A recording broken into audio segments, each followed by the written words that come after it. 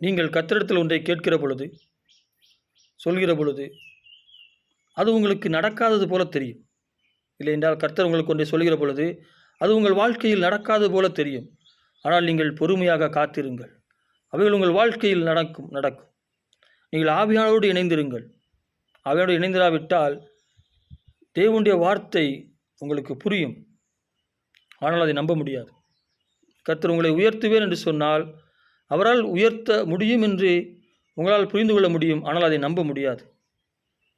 நீங்கள் ஆவியானோடு இணைந்திருக்கிற பொழுது நீங்கள் உங்கள் சூழ்நிலைகளை நோக்கி பார்க்காமல் கர்த்தரை நோக்கி பார்ப்பீர்கள்.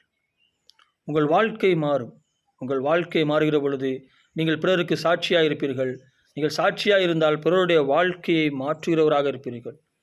அதனால் நீங்கள் கர்த்தரிடத்தில் கேட்டவைகளும் அவர் உங்களுக்கு சொல்லியவைகளும் நிச்சயமாக நடக்கும். ஆவியானோடு இணைந்திருங்கள். ஆமேன்.